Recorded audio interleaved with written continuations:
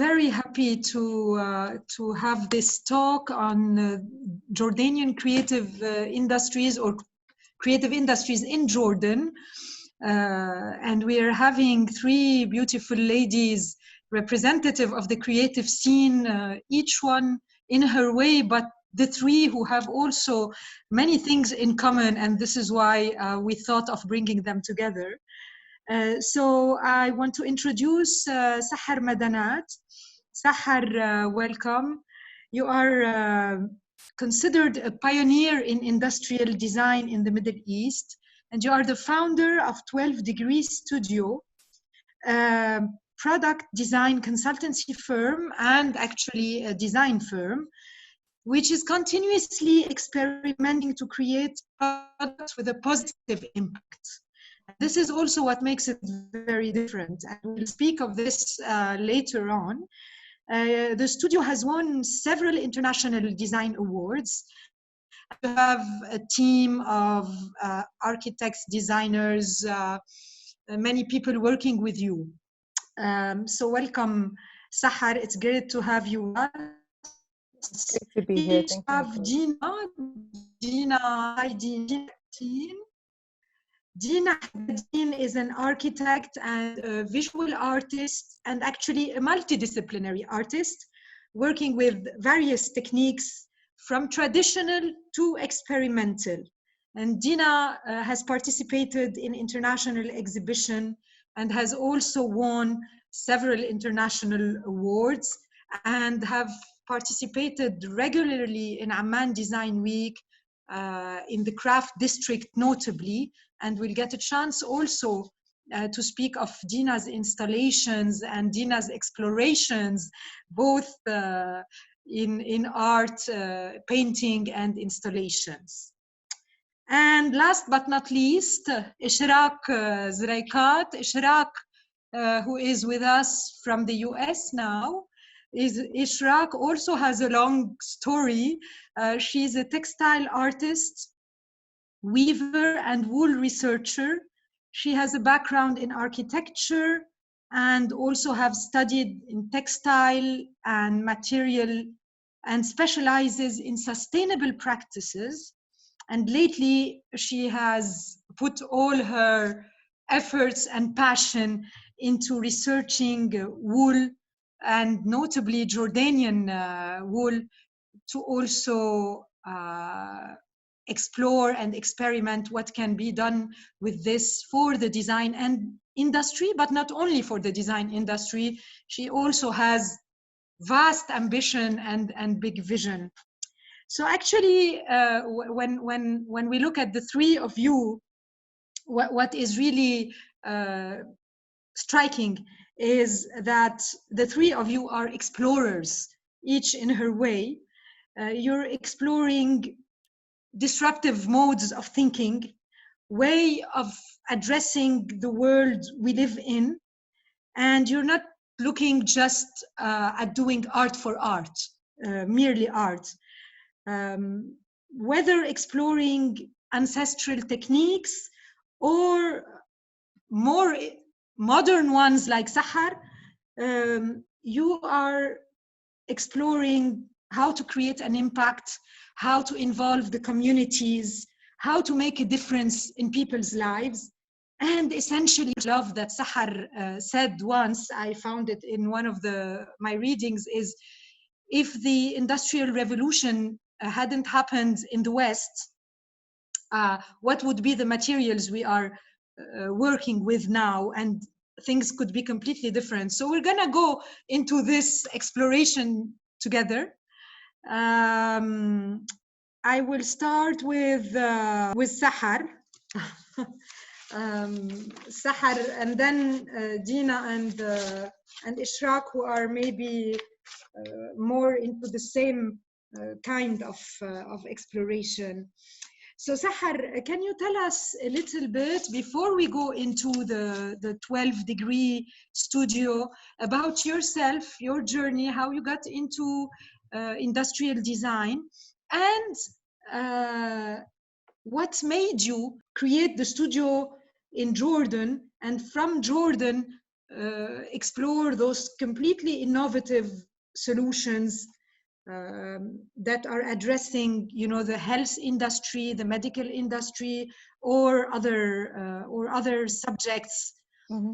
So can we start with a bit your background? Well, I studied industrial design. I discovered it when I was in university. It was by chance. When, you know, when I was in school, there wasn't these, they didn't take design for technology classes. There wasn't really much focus or really knowledge about product design and innovation.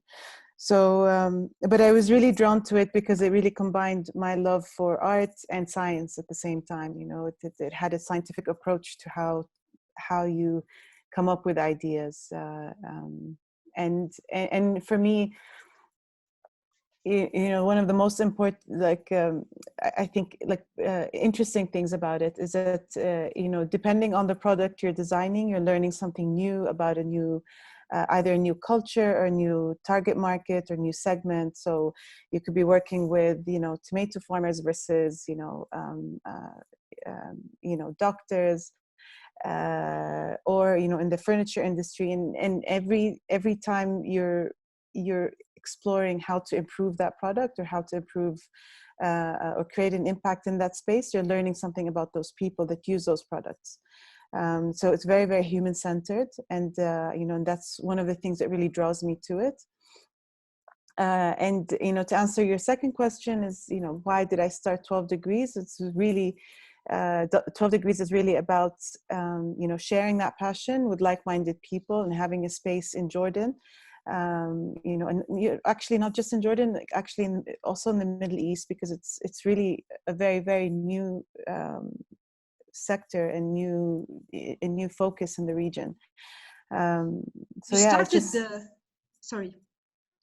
Yeah, so it's really about Degree, like having the space where like-minded people can really work and collaborate in this space, in the industrial design and innovation space, together, and, you know, attract that kind of talent instead of it going abroad, actually staying in Jordan and working and solving these problems that really impact our communities and impact our region, rather than being more of a you know, having the focus of just importing any kind of solution we want from abroad or products. Sahar, where did you study industrial design? Abroad? Yes, I studied in the US. And you came back right away to Jordan, or did you I worked in the US? No, I worked in the US while I was studying, and then and, you know, in the summer afterwards I had a few internships and some work during my studies, and then I came back to Jordan afterwards, and then, you know, the journey sort of started from there. So you founded 12 Degree right away after graduating? No, I worked with one company for a few years, and then 12 Degrees was established in 2013. So it took a few years until, you know, I felt also ready to be able to establish a company on my own. And yeah, I mean, this was my question, but yeah. I mean, rather quickly, Annie, you know, a few years of work, and then you launched 12 Degrees. Yeah. So I have a question. Why did you call it 12 Degrees? Funny story. So at first it was called Sahar Madanat Design Studio, just because I wanted a quick thing, you know, on the wall and on our business cards. And then you know, and then a few years into the company, we had an intern come from Ukraine, and she, you know, we were like going through this exercise of, okay, you know, we really want to rebrand, and it's always something I wanted to do, but just didn't have the time for it. So she looked up what Sahar means, and Sahar is, you know, because like what suhoor, it's right before dawn. So apparently the sun is 12 degrees below the horizon. What suhoor, and we really all loved it because it's also describes how product development really, like the space we're working in is really before something is launched, and the kind of innovation that we're developing, it's Very before nice. the sun launches. So I have a nice so, story. so in, زبطت ركبة. yeah, Yeah. ركبت بالضبط. So also this is interesting because in the name, I observed also that most of designers, they always have their studios by their names. It's always about them. So and you told me when you're one of the very, very few who have given a name that is not directly theirs, even though now we understand the story. But but it's because it's the way I think it really has a lot to do with the discipline. Like industrial design and product development is designing for other people, so it can't be just one person's opinion. Yeah. It has to be collaborative. It has to be multidisciplinary. It has to be, if it's about one person, then it's more of a statement. Exactement. Yeah, exactly. Yeah. So can you also tell us a little bit now about your amazing, I mean, there are a few things that I find really, the heart aid, for instance, and the other one, the Sanoware. Can you tell us the stories? I mean, how did you get to design those products, and who commissioned you, or did you think on your own about this? Can you tell us a bit about the way you work? Okay. And in particular about those, but you can feel free to share about others as well. Sure, yeah. So we work in two different ways. We have our studio-driven projects, which is projects that the team identifies as like, a need that we found in the market. We're passionate about it. It's a problem we want to solve. For example, Heart Aid is one of them. Sensate is also another one. And, Made from Jordan, which was exhibited with these lovely ladies last year. And Amman Design Week is also another project that we initiated. And then the other way we work is being commissioned through clients. So Sanaware was a client project. And the difference is either we're approached with a problem that needs to be solved, and or we come up with a problem, or we discover it. So but how the did you process think? is the same. Yeah. Yes. So how did you have this idea of the heart aid, for instance? So, for example, with that product, it was based on research of identifying a really, one of the major killers in the world is actually heart attacks, and people sometimes overlook it. And when we discovered that, a big percentage, and 80%, almost 80% of these cases happen at home, and they, between 3 to 5 minutes of an onset of a heart attack, brain damage starts to happen. So, and paramedics, even in the West, usually take about 8 minutes to arrive to any home, since, that's the average time at least. And probably in our region, it takes even longer. So one of the main reasons that people don't really survive heart attacks or survive with disabilities or permanent brain damage is that they didn't have the right access to healthcare at home. So we started looking at that and saying, how can we bridge that gap? We don't want to replace paramedics, but what we want to try to do is just to empower people at home to be able to give CPR, give first aid to somebody they love until the paramedics arrive. So it was designed in a way for an average person that has no medical background, is in a state of panic, is looking at somebody they love, very, very emotional, and they're trying to, resuscitate them. So it has a lot of features inside that are embedded with this in mind. And so, for example, when you turn it on, it calls the paramedics on its own. You know, it's designed so that it would mimics, you know, tucking somebody in. So like there's a piece that you put under the neck. It actually opens the airway, but it mimics like having, you know, a blanket and a pillow and tucking somebody in.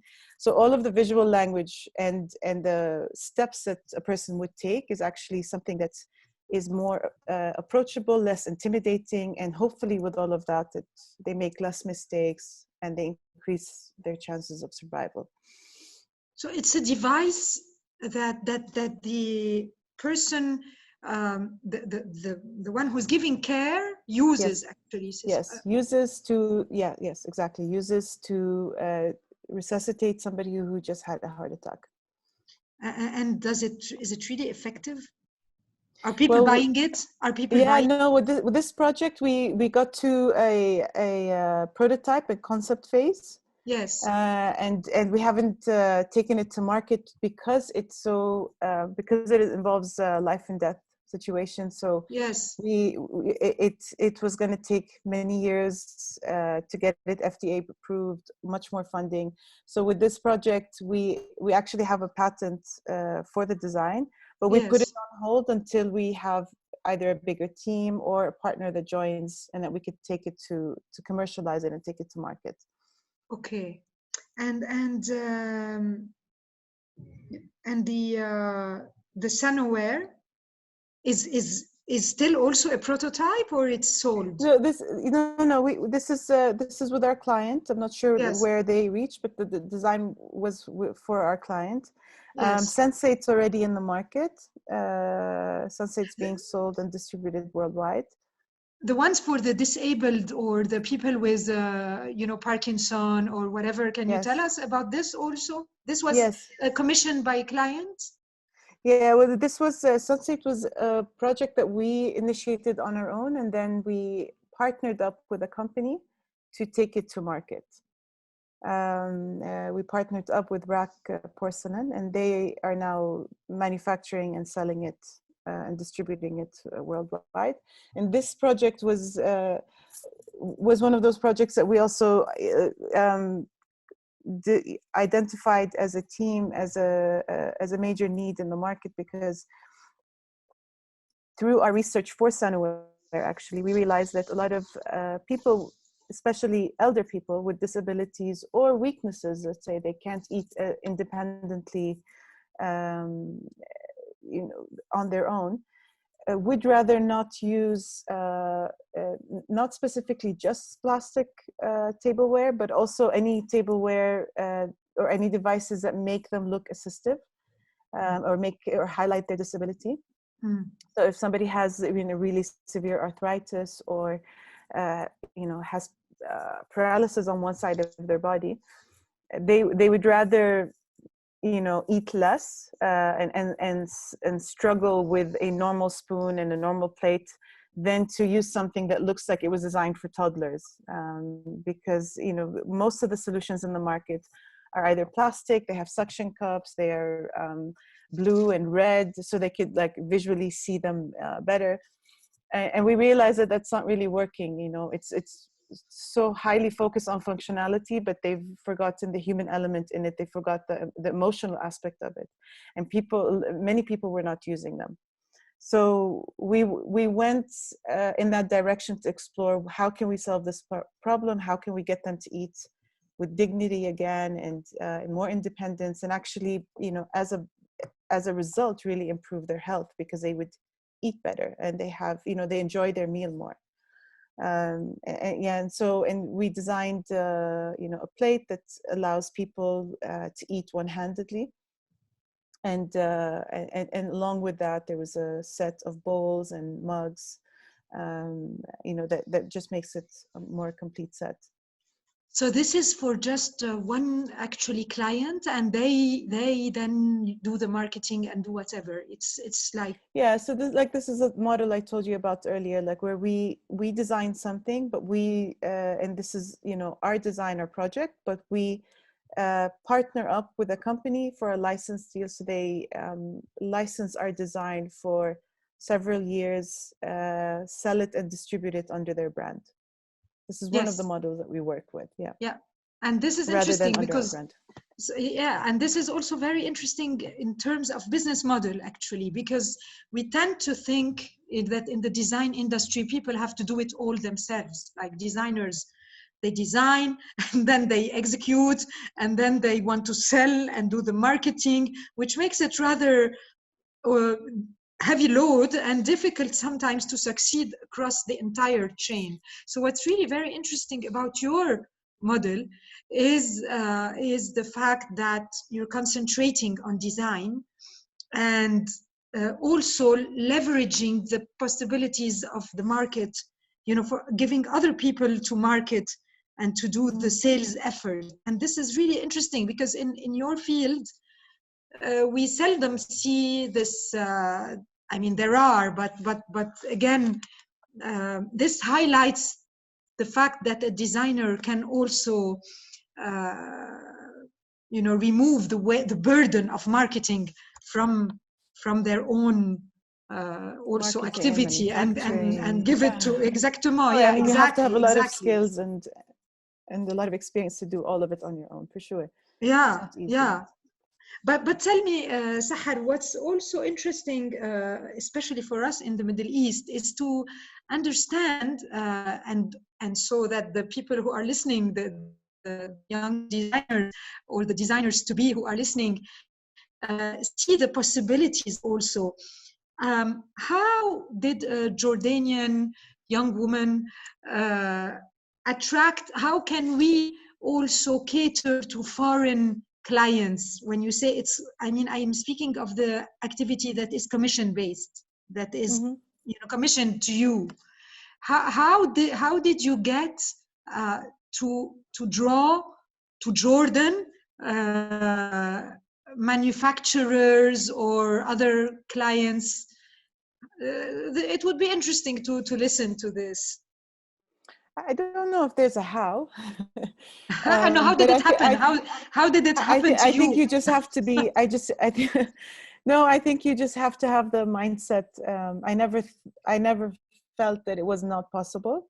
Yeah. And so, But you like, know, do you do proactive marketing towards these people, or do they come to you? How does it happen? it goes both ways. But many times I approach companies. I tell them that this is what we're doing. Sahar? Yes. You Can you hear me? froze. Yeah, it Okay. froze. Can you hear me now? Yes, it says my internet connection is unstable. I'm gonna remove my video for a moment. Yeah, but just to answer your question quickly, I Yes. think it goes both ways. I approach people. Sometimes they approach us. You know, we also sometimes go to trade shows, and that allows us to meet some international brands and companies, and we can have collaborations with them. Otherwise, it's, you know, a lot of these companies and these manufacturers wouldn't know about us. Yes. You know, just from marketing, I think, you know, or you'd have to spend a lot of money on marketing to do that. So we really do it more in a, you know, one-on-one personal approach, you know, through exhibitions, through emails or connections. But yeah, I think the takeaway, you know, Yes. you know, for the younger designers is just not to think that we can't. I think we have so many great ideas coming out from the Middle East. There's so much talent, and you know, the only thing that separates us from collaborating or working on an international scale is just that those channels haven't been built yet. You know, they don't know about us, and they don't know about the potential and the talent that's here. And so I think we just need to bridge that. That's just one extra step that we have to take, that maybe designers that are based abroad have less of a hard time doing. So we just need to put more of an effort to let people know about us. I think that's it.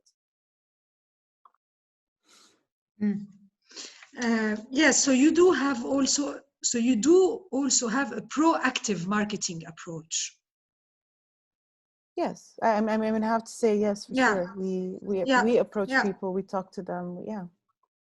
Yeah. You want to make something happen, you know, you should. Yes. Can you also tell us a little bit about the Made from Jordan?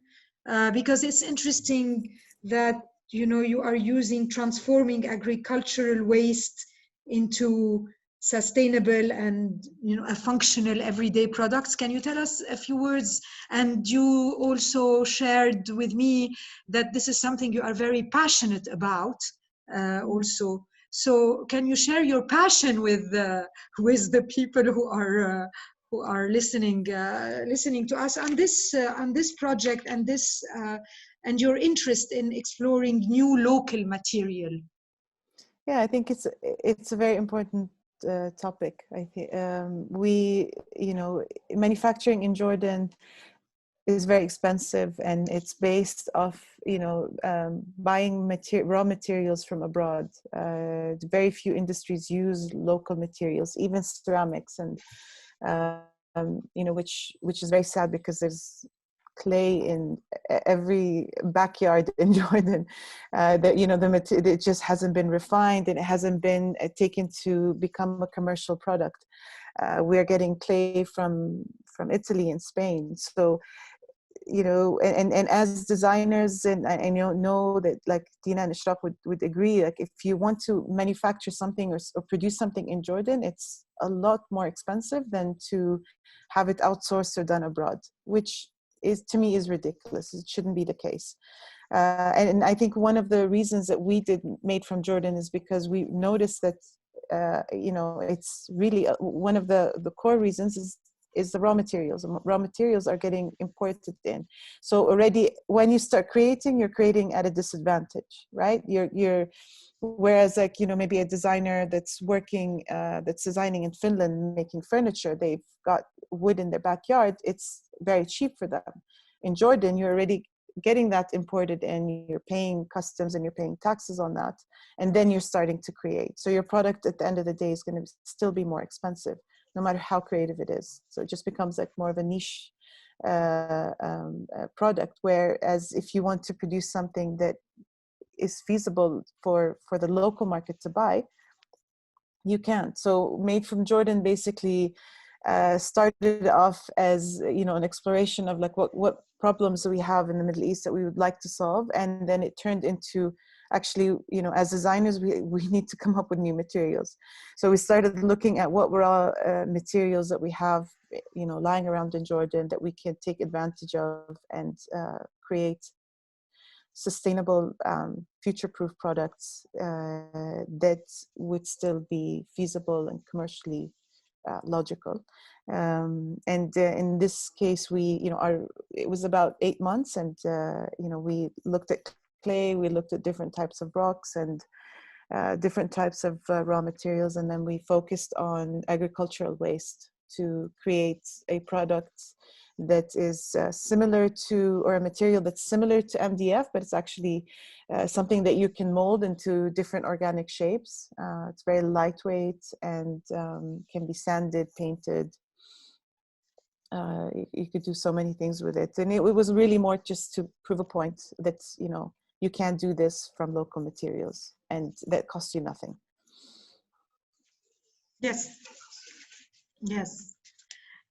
So this is something actually the three of you have in common. This desire really to explore local material, and for some of you like Ishraq, local material and ancestral techniques, and the return to the use of the hands, and for Dina also this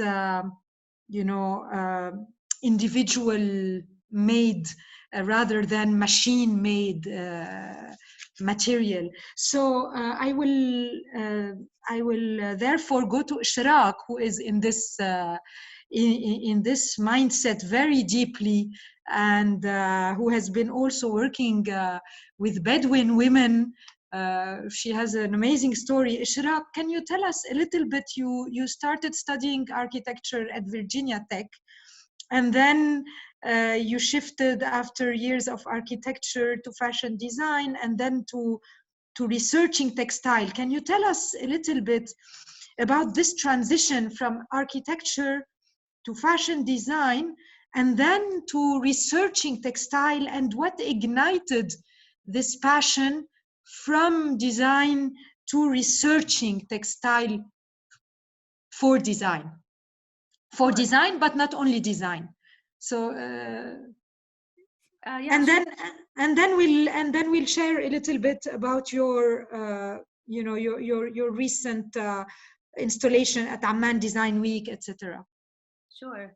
I think my story is maybe for people outside the design industry, or maybe the art world, it's a bit hard or challenging to grasp, because it seems like I just always kept changing my career or my interests, changing my mind about what I want to do. Whereas the way I look at it is everything I've ever done is all interrelated, and it's been building upon itself into what I'm doing now.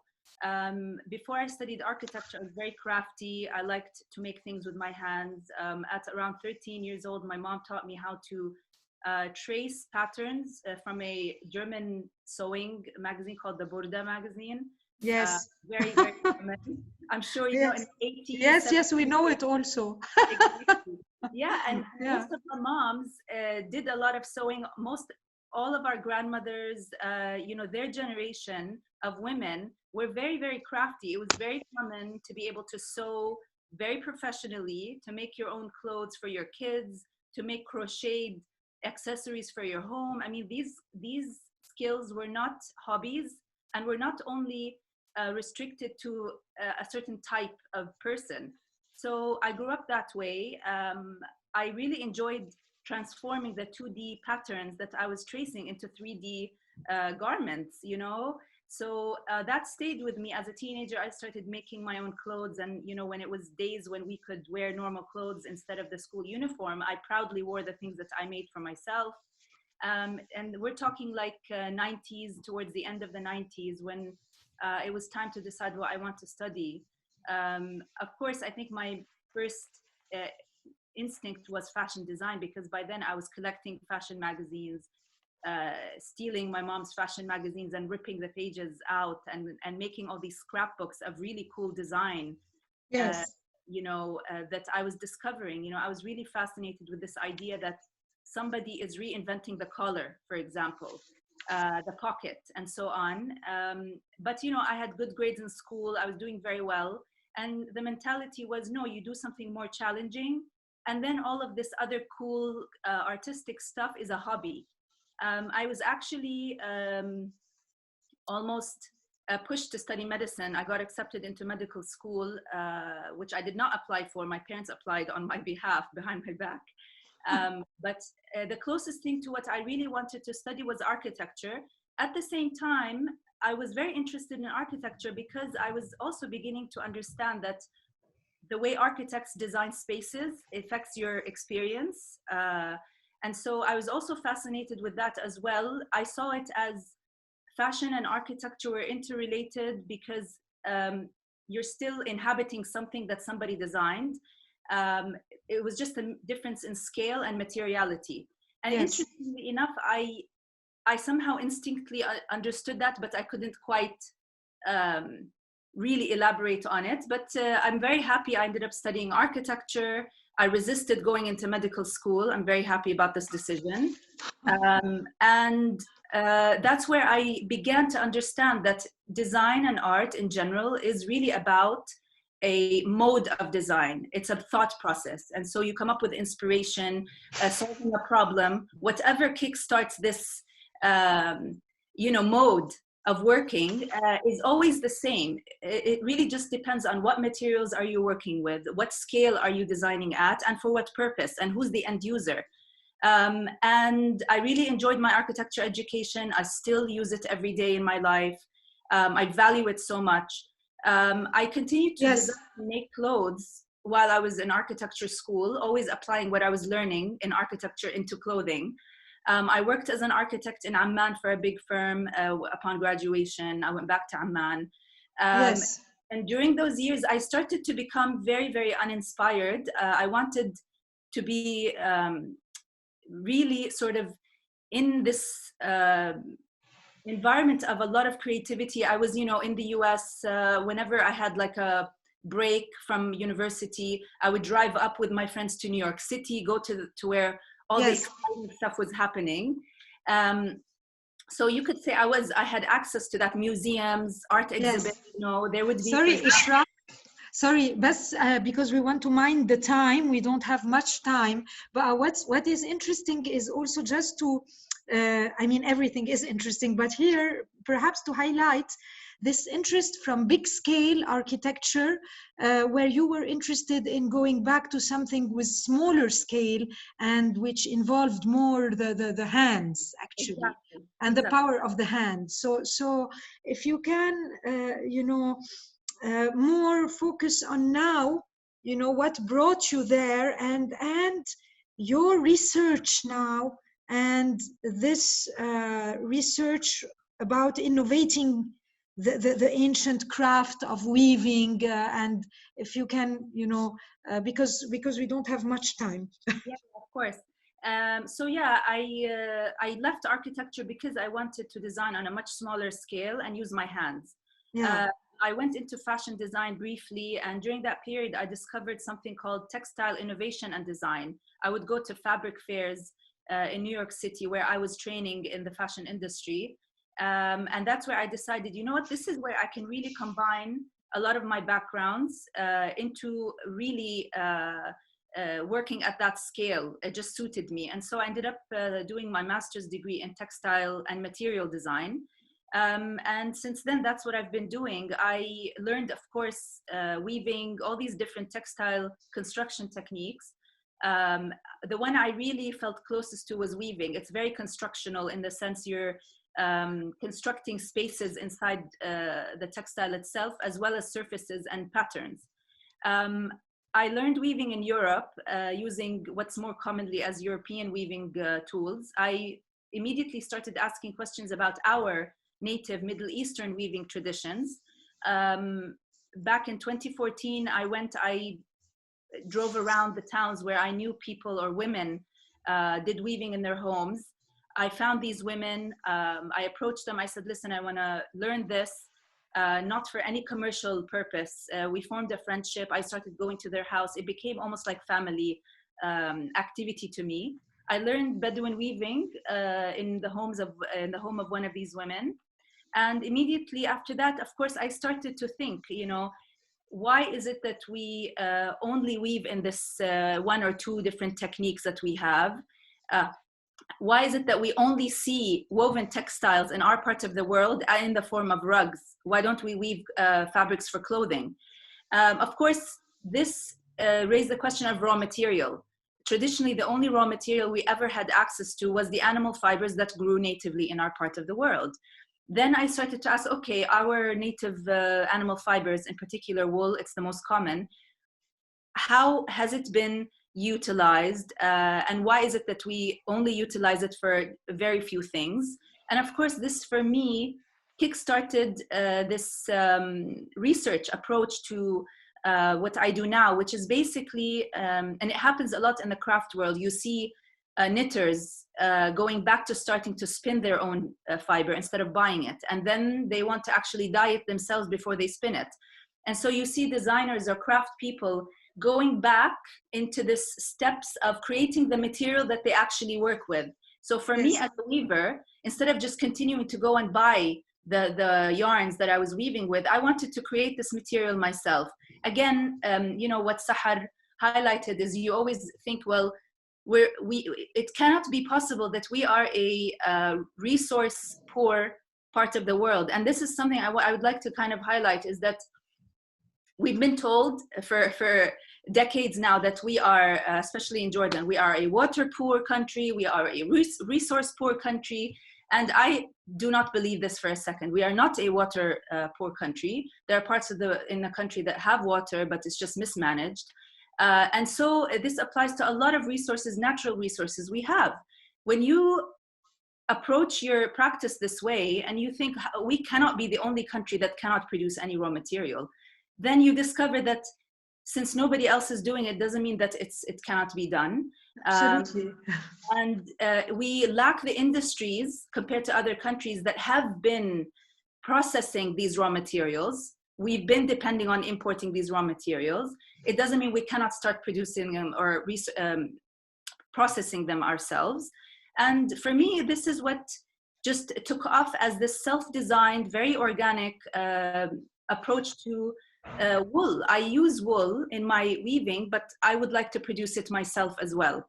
And Yes. so for sort of purposes of exhibitions and art, where I was asked to participate, especially in Amman Design Week, I started to think, well, this is a good opportunity to not only show the weaving skills that I have or the ideas. I would like to also show people who come to something like Amman Design Week. Actually, I'm more interested in showing locals in Jordan my work than people outside of Jordan, especially outside of the Middle East, because it's so important to foster this belief that we do have resources and we can do something with them. And we really must start to look inwards first, what we have, like Sahar said, in our backyards.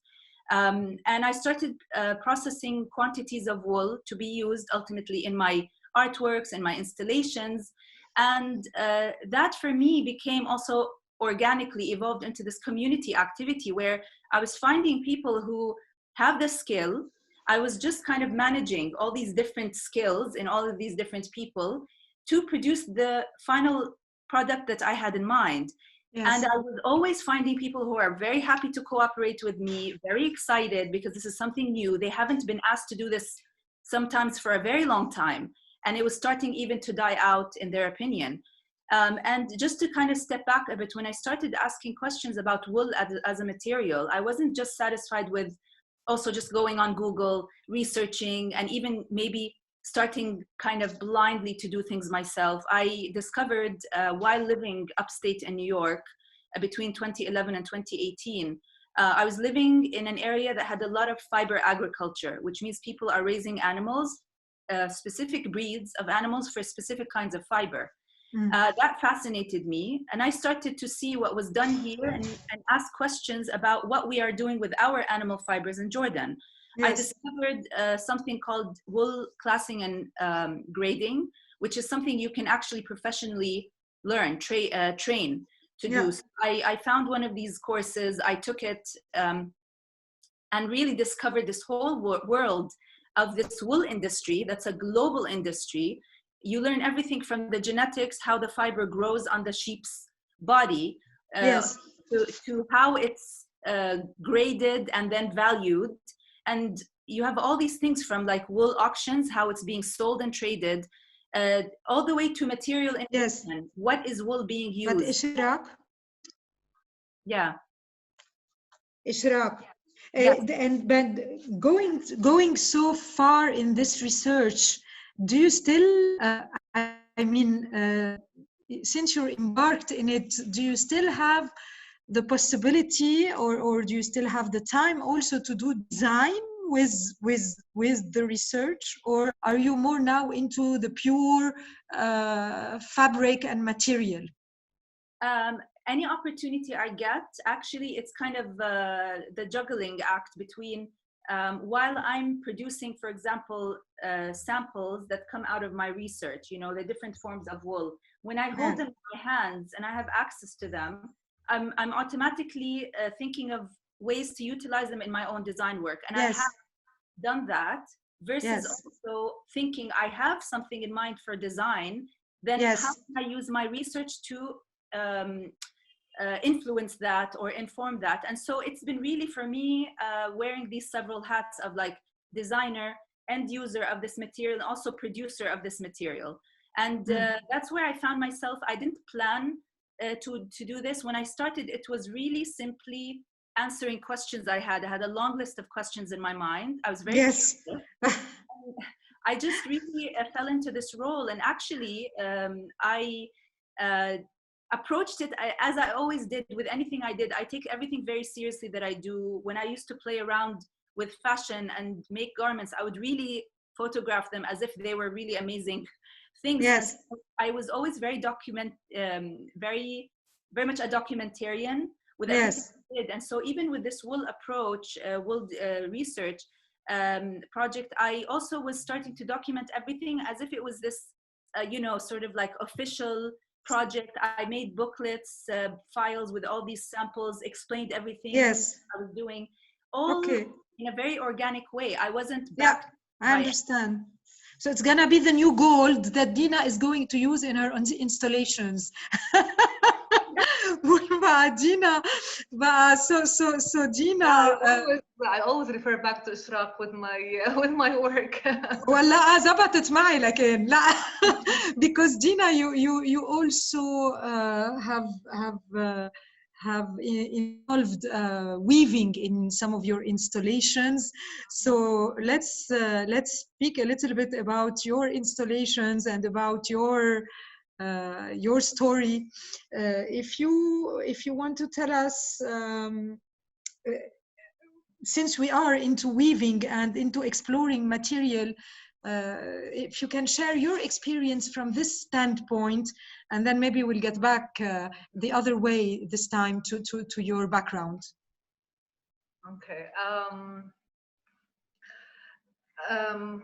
Well, starting, I'd like to start with yes. because I know at the end it leads to the this final stage that the journey that I'm currently in. So just like Ishraq, I studied architecture because it's the closest thing that I could choose as a discipline closer to art, because I always wanted to be an artist. So I studied architecture and I practiced for 10 years in one of the, I would say, unique firms in Jordan. And I learned a lot. It was a booming economy and investors were coming. So I worked on different scale projects, from master plans to smaller projects. But in 2008, I wanted to pursue my art career. So I went and studied in New York. And I was taught under the hands of like master artists and printmakers, and that gave me the confidence to push my art into the market at that time. And I did my first solo exhibition away from galleries. I was really intimidated from the white cube and the gallery, so I just took an abandoned house in a neighborhood in Amman. It was on a pedestrian street, Rainbow Street, and I had my first solo exhibition then. So I always had this like parallel life: the architect working on like client-based projects, and the artist trying to answer questions, just like Ishraq and Sahar. For me, my questions were mainly about my fear of this practice as an architect. Like the power behind it, the impermanence, how sometimes it's not really too sensitive to the environment, the community, or the context. So I was always interested in concept of transience, inclusivity, and ephemerality, materiality, sustainability, to be implied and implemented in art and architecture. I think the turning point for me was in 2016 when I was approached by the two lovely ladies who were behind Amman Design Week, one of the most successful design weeks in the region, Rana Beirut and Abise Ali, to be the curator of the craft district for that first edition. And I was introduced to the local design scene, the local craft makers, and our rich raw material that can be really, like, it's a treasure that we can do a lot of with. So looking at craft at that point, it became a commodity, you know. Just craft, you can see it as a souvenir in a souvenir shop. It's not anymore something of a necessity. And we wanted to highlight craft as a necessity, and away from mass production or capitalist systems, and go back to the art of making, going back to the hand, as you mentioned, and bridging the gap between the design or the designer as a person and the maker, and how the designer can himself be involved in the process of the making the object or the artwork or the design object. So I worked on a couple of installation projects in the craft district, and I think that was when the point where I bridged this gap between art and architecture. So it was a spatial, functional design installation, and at the same point, it reflected stories of the spaces that we occupied for the craft district. For example, in the first year, it was an abandoned bus terminal, so it had a story, and I wanted to highlight these spaces through the installations, and the story of the craft in that spaces as well. So I think I'm still in that journey, trying to add meaning to the art and the architecture I do through materiality, sustainability, and the story of craft. You know. Yes. Can you share for us, speaking about Amman Design Week, for instance, some of your explorations, such as the Nomad Pavilion, the water collection tower, this, you know, what you aimed, so that it makes things a bit more tangible to the audience? Yeah. Okay, so the Nomad Pavilion, or the Sabil, wasn't part of Amman Design Week. Sorry. It was a personal project that I worked with my friend, architect Rasim Kamal.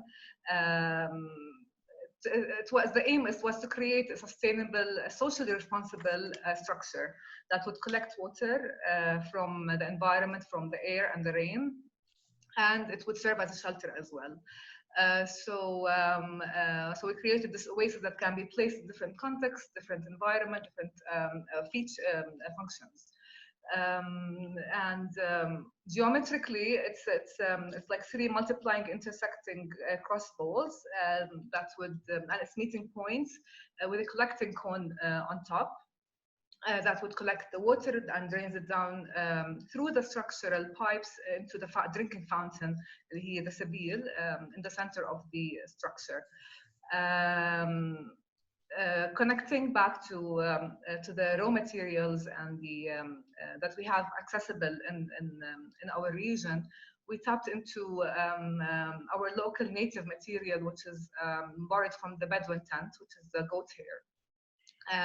Which is a living, breathing skin, you know, to cover our structure and give shelter. And we tapped into textile manipulating techniques, which is a smocking, which transformed the membrane, which is the regular tarp, the regular weave, into a 3D wall. That yes. would benefit, like it would provide self-shading, and it provided, because it's double shading itself, and insulation because of all the air trapped in these diamond cells that is created from the smocking. So here we're back into bringing craft in a different way, and trying to give it a structure and a new definition. Yes. So we wanted to propose commissioning local artisans to or women to teach the communities that's where the structure would be placed at, and have them being involved in the making of the structure. Yes. Yeah.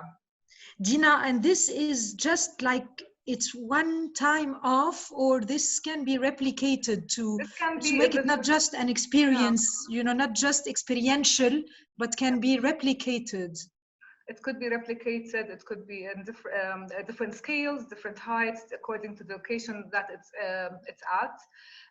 And we're trying to to study the business model behind it, to make it more feasible first, and yes. And yeah, applicable more in different. So it's not over. So it's not over, the experience. No, it's still, it's not just experimentation. Okay, and another. You know, speaking of empowering craftsmen and the communities, I also read about your work with the women in the Gaza camp in Jarash. Would you like to share a little bit about this as well? It's interesting. Okay, so going back to Amman Design Week, one of the installations that we worked on was the canopies. We needed shades for the visitors in the open spaces in the craft district.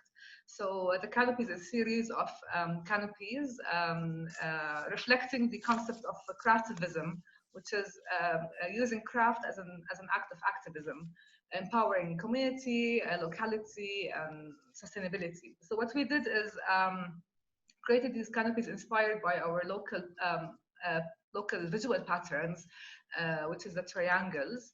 And we used the waste from plastic bags, regular plastic bags, collected from factories around Jordan, and they were made into ropes.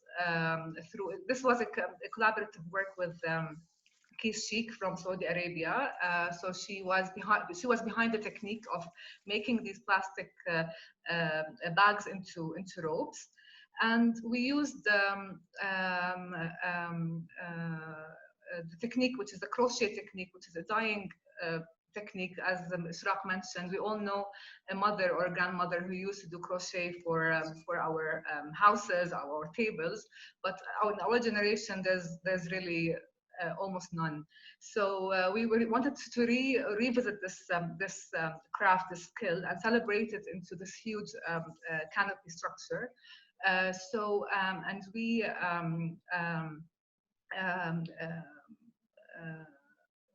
we visited the Gaza camp in Jarash, and the community of women were interested in learning the technique and working on it. So they produced around 3,000 triangles, and we weaved it all into one structure. So yeah, so there is, yes. So this canopy, I think it's like a reaction against like mass production, against capitalism, and gives power back to the self-expression. You know, these women are self-expressing themselves through the craft and through the creativity that they're producing. Yes. And shifting the production back to the hand and away from the machine power. Yeah. So if I listen actually to the three of you, apparently you all three, tell me if I'm wrong, agree on the fact that there are resources in Jordan, and that, you know, they are available, and that you could produce with local resources, and that you can leverage more the power of the communities and of ancestral and traditional techniques.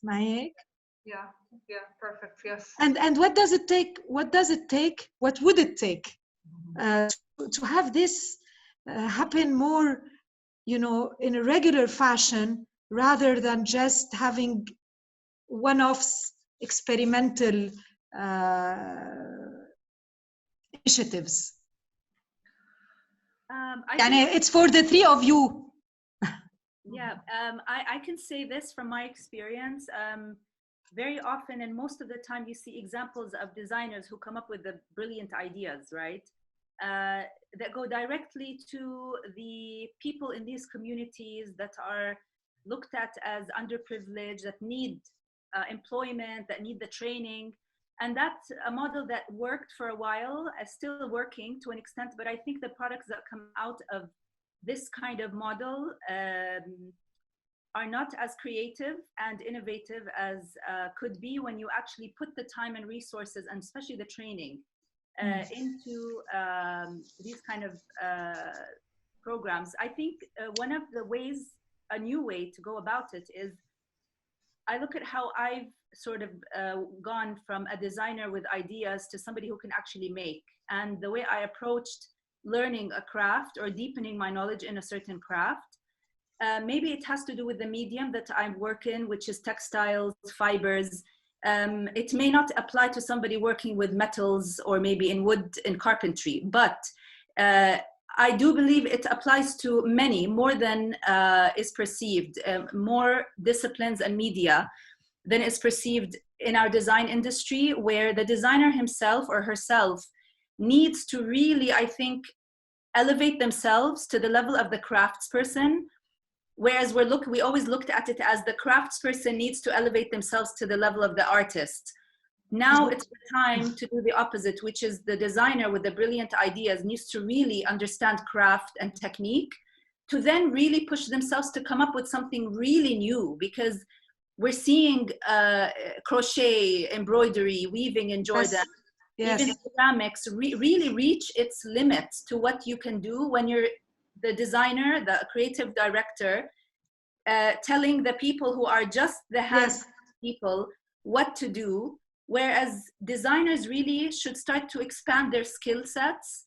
And I think, speak to the younger generation, we need to stop only looking to people in underprivileged areas who really may not be doing this by choice.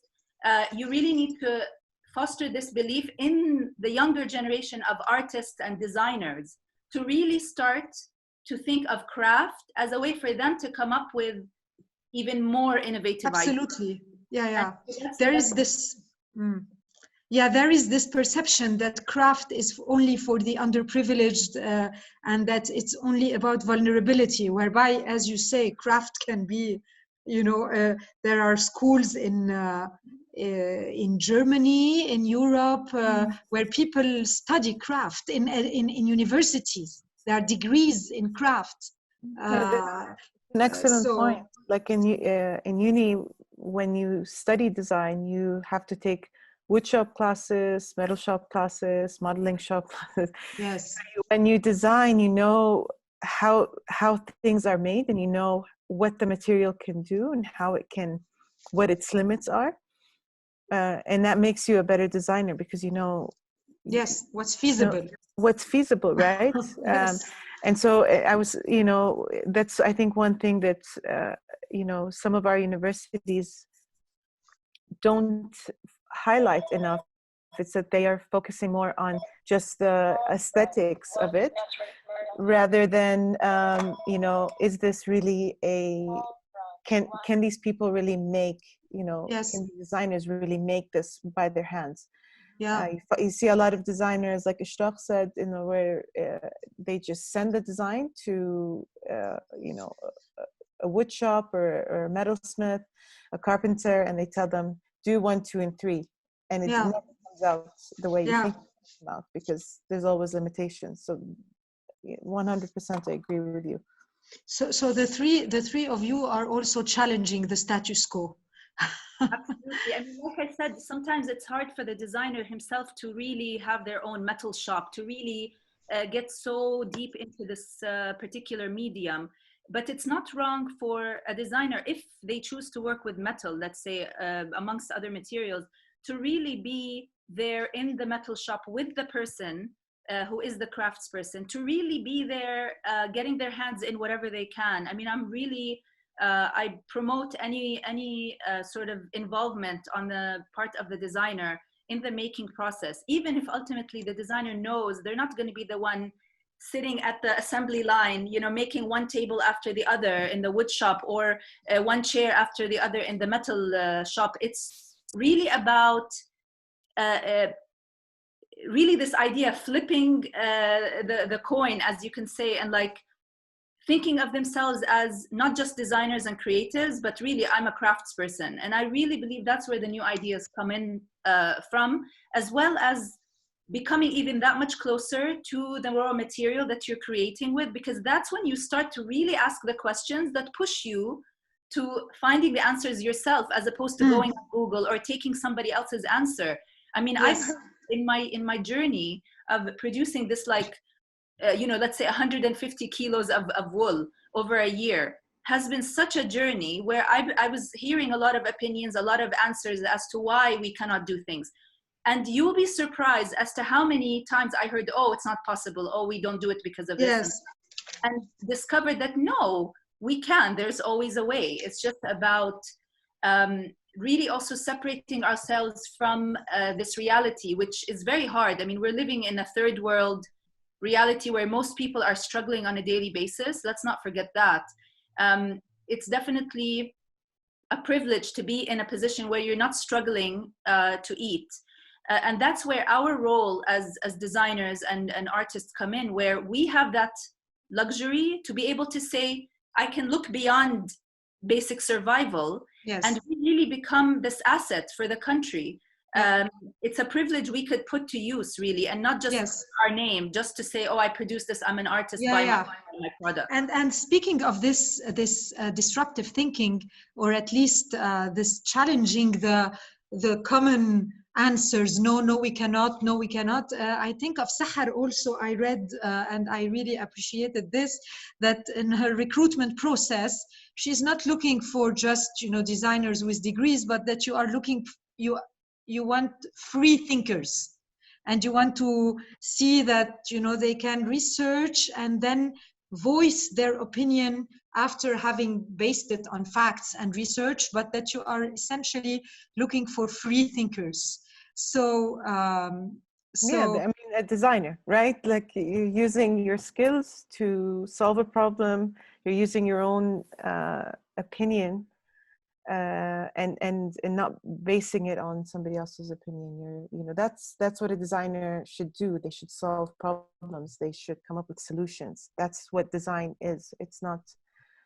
We lose, I think sometimes we lose track of the fact that, like, design, also the end product is very beautiful, but to get to it, you've had to answer a lot of questions, and you've had to ask, you know, who is this for, and why am I doing it? Does it have an impact? Is there a need for it or not? Yeah, and so you have to be a thinker as well, not only creative, but also a thinker. And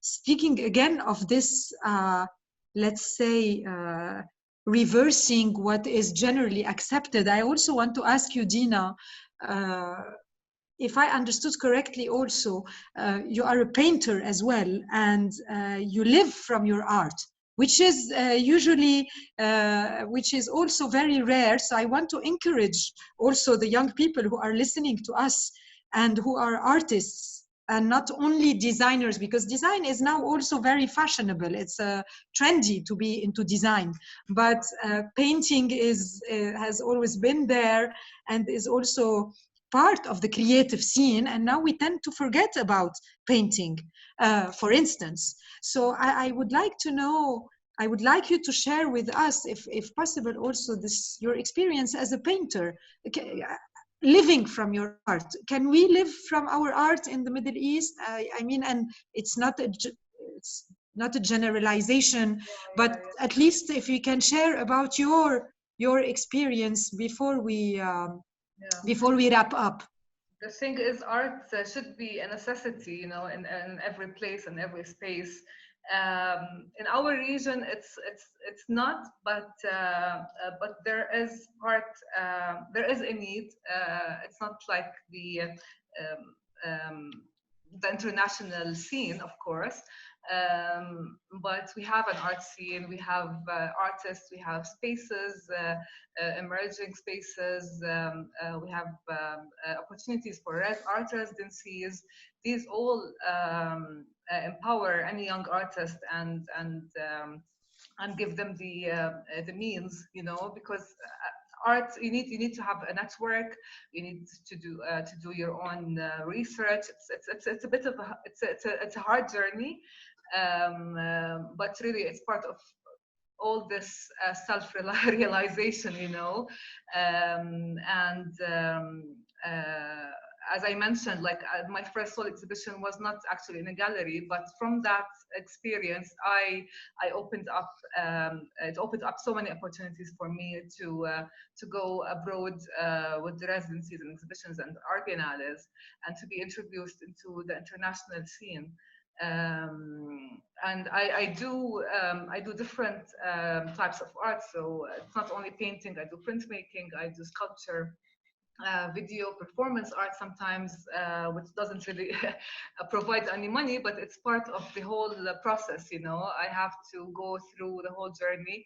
A painting can be one part of that obsession or that question that I need to answer, and somehow, luckily, and it gets sold, and yeah. Where do you sell, Dina?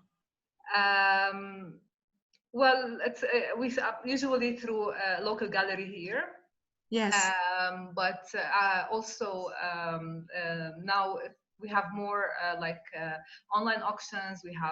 Because of the situation now. So the online platforms are actually more now a good place for people to exhibit and get their work sold. Do the international platforms take Jordanian or Middle Easterners? Yeah. I had a painting sold in Christie's in 2012. Yeah. So so yeah, I was surprised. And then you can live, and then you can live 5 years with Christie's, no? No, it wasn't that big number, but I mean. عم بمزح. بعرف. There is a demand, you know, for our Middle Eastern art, you know. Hello. Yes. You cut off. Hello. We can hear you. Hello. Yes, now I can hear you. So actually, we can say again, it's cutting. I'm gonna remove my video. So we can say to our young Jordanian, Lebanese, Iraqi, whoever is listening to us, that the potential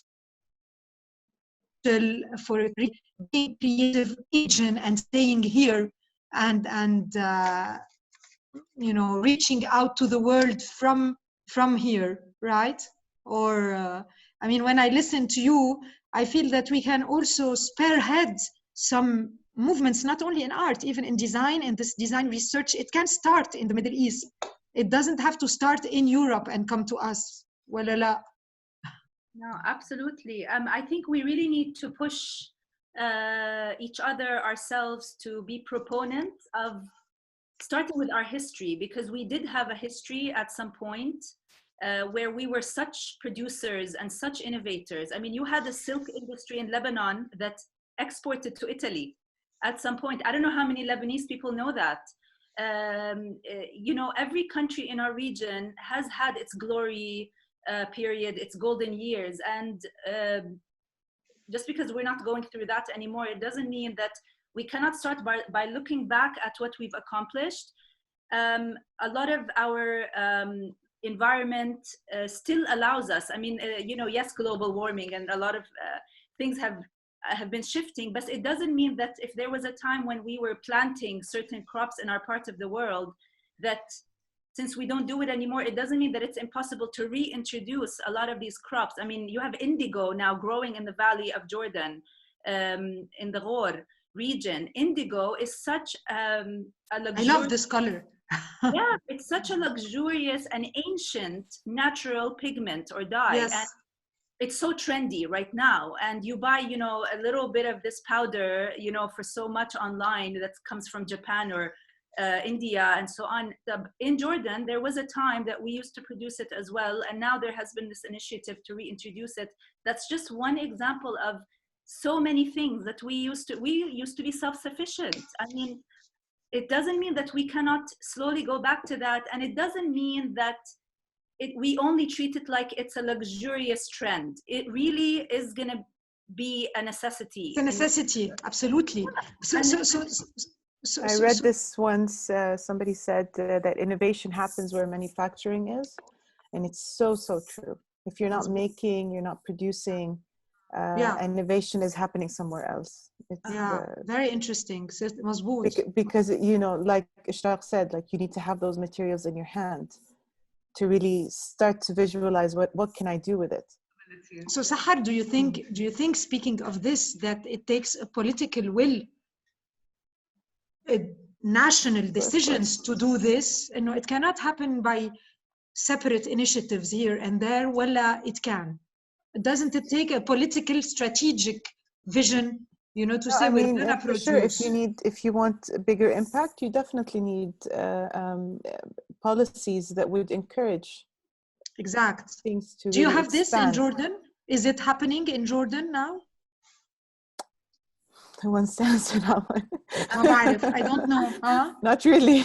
ما بعرف. لا ما بعرف سؤال. لا, not really actually. لا no نحن in Lebanon we're trying also to push towards this, especially with the economic and financial crisis and the capital control, but it's not happening so far. يعني it's very private initiatives مثلكم بس إنه it takes a national policies. There are initiatives and efforts to try to improve manufacturing, or at least the conditions to manufacture in Jordan. Meaning like, you know, having better protection on imports and exports and, you know, taxes and some subsidies for manufacturing. But, you know, it hasn't really happened yet. You know, it is still quite a headache to manufacture in Jordan, depending on the industry you're in. Like I said, like it's just the end outcome is just more expensive to manufacture in Jordan than to manufacture abroad. That needs to change. Yes. So one of the last questions, is it essentially women who are into this change-making movement in Jordan? And now we have the three of you, but I don't know, I have the feeling that many things in the creative scene are women-driven. Is this correct? Yeah, there is, I think, this reality, because aren't not only because a lot of initiatives have been set up to help women, empower women, this whole women empowerment movement through employment, whether inside the house or outside, through crafts and through you know, small scale, you know, products or businesses. There's this going on for a while, but I think it's worked, and it was very well embraced, because when you really look at Middle Eastern culture, the family structure, and even traditional Bedouin culture or tradition, yani, the Bedouin way of life, you realize that the women are really the masterminds, the CEOs of their communities, each of her own house. So it's natural that the women embraced that when there was external support, all these programs designed to give women the means. I don't think we adopted this new role when these initiatives started. Women have always been such multitaskers. We can totally take on a lot at once. So this is part of our culture that the rest of the world, especially the Western world, has totally gotten wrong, but also has been instrumental in spreading the wrong message, that women traditionally have been disempowered or never have been empowered, and now we're empowering them. That's not true. So you have these programs that are, you know, supposedly empowering women, but it's just really about re-empowering the women, right? Giving it back to us, the role that we always had in our homes. Now it's just spread a little bit beyond our homes. I'm personally for, if we're gonna look to the future, we need to allow women to start including men, because we don't have to prove ourselves to anyone. We can do so much. We've always done so much in our part of the world, given so little. I think it's the men who have been pushed out of the picture and set aside by all of these, I would say, like, designed programs. The men, we women need to start bringing the men back, because actually we cannot do it alone. We need some muscles. I love your disruptive discourse as well. It's really, you know, and I don't even it came so naturally to me when I would go and work with you. No, but my question was, are there no young men interested in the creative scene? Are they mostly women كمان? But you took us elsewhere, but it's okay, it's interesting. Well, no, there hasn't been, because of these programs that have conditioned us women. We are the only ones who can do it, and it's all for us. And the men, literally, I've seen it over and over. You walk into a house, the woman is the boss, you know, and the man is sitting on the side, unfortunately. Like, just kind of very often also, you know, either sick or just unemployed, and the woman is the one who has the money, everything in her hand and doing everything. It doesn't mean that we need to continue with this. You know, women have been in so much power. It's time for us to actually say, you know what, we're giving designated roles to the men, giving it back to them. You know, they used to go out and roam around, you know, shepherd the animals, and then, you know, bring back some money and food and whatever. That's true. Now is a different time, but men need to start working again. We need to give them the roles, because we really understand what it's like to multitask. And so you have so many examples of these programs that are giving all the power to the women, and that's great. I understand. But we can only do so much, you know. We need to finish. It's just very interesting, because now I hear that many revolutions are going on, as Sahar had mentioned. If the Industrial Revolution happened in the Middle East, now I think we have many revolutions happening in the Middle East. The revolution of women integrating men, and you know, new free thinkers, a new, not industrial revolution, but a new creative revolution happening in the Middle East. Thank you very much. Does anyone of you, Dina, Sahar, wants to add anything? Salma, any last words before we close? Dina, Mashi. Thank you for having us. Ahla wa sahla. Yeah, no, we really enjoyed it. Thank you. Thank you so much. Thank you so much. And thank you, Salma. And I hope we soon will be able to do those things in real life and not behind the screen. I would love to come back to Jordan. It's been like many years. And I discovered a few years ago the creative scene a little bit in Jordan. We are so close yet so far.